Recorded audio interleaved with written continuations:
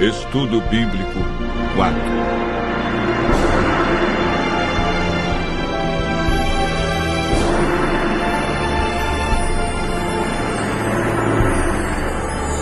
Plano da salvação.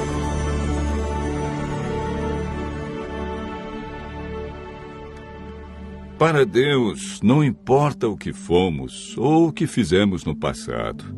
Ele nos ama com amor eterno.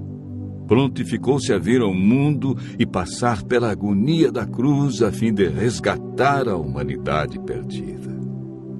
Entretanto, há muitos que se perguntam: como posso ser bom diante de Deus? Como posso apagar meu passado? Como posso ser apresentado sem culpa diante dele? Como posso ser salvo? O caminho para a vida eterna é muito fácil de ser achado e compreendido, mas poucos sabem como ir a Cristo e experimentar perdão, alegria, paz de espírito e esperança. O estudo de hoje mostra a resposta bíblica para uma vida cristã vitoriosa.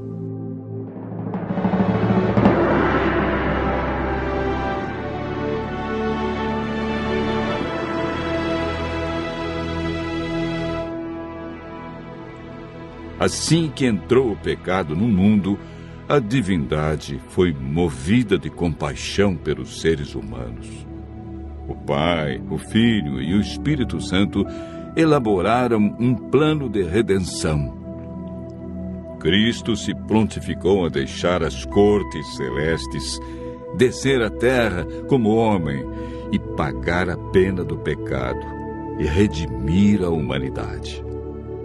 O plano para a salvação do homem não foi um projeto tardio, elaborado posteriormente. Já antes da criação do mundo, Deus viu que o homem poderia errar. Ao pecarem, Adão e Eva perderam sua natureza perfeita.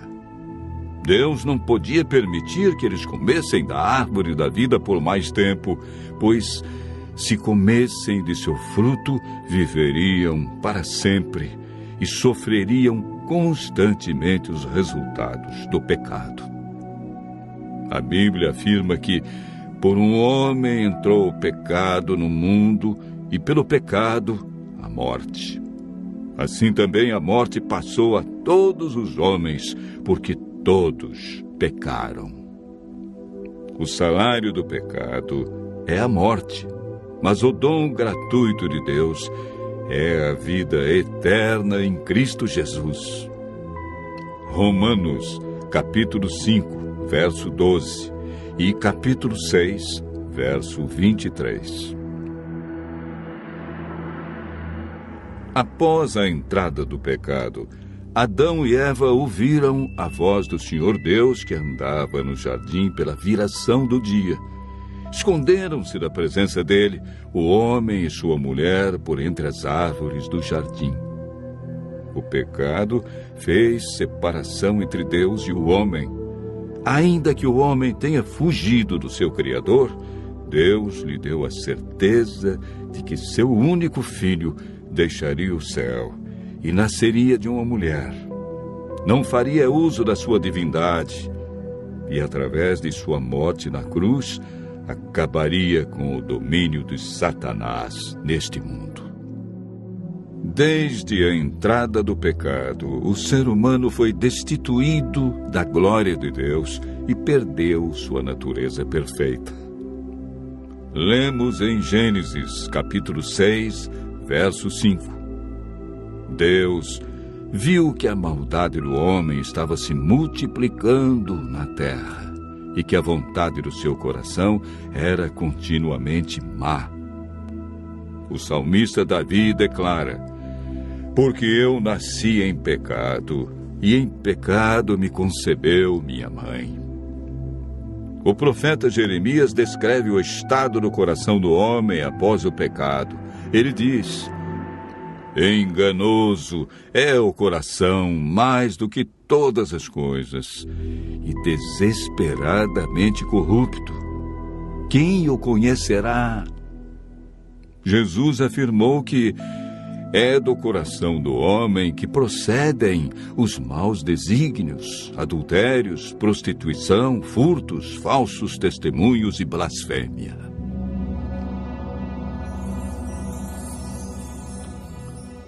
Primeiro Coríntios 2, verso 14, afirma que o homem natural não aceita as coisas de Deus porque lhe parecem loucura. O apóstolo Paulo relata a grande luta que existia em seu coração. Ele declarou: porque eu sei que em mim, isto é, na minha carne, não habita bem nenhum, pois o querer o bem está em mim, não, porém, o efetuá-lo, porque nem mesmo compreendo o meu próprio modo de agir, pois não faço o bem que prefiro, mas o mal que não quero, esse faço. Mas se eu faço o que eu não quero, já não sou eu quem o faz, e sim o pecado que habita em mim. Romanos, capítulo 7, versos 18 a 15, 17 a 20. Jesus é o Cordeiro de Deus que foi morto desde a fundação do mundo. O profeta Isaías declara: ele foi humilhado, mas não abriu a sua boca. Como cordeiro foi levado ao matadouro, e como ovelha muda perante os seus tosqueadores, ele não abriu a sua boca. Isaías 53, verso 7. A Bíblia afirma que naturalmente o homem é escravo do pecado. É por meio do Espírito Santo que somos transformados em novas criaturas. 1 Samuel 10, verso 6, afirma: então descerá sobre ti o Espírito Santo, e serás mudado em outro homem. O Espírito Santo nos convence do pecado, da justiça e juízo. Ele nos guia ao conhecimento da verdade e implanta os princípios da lei de Deus no coração.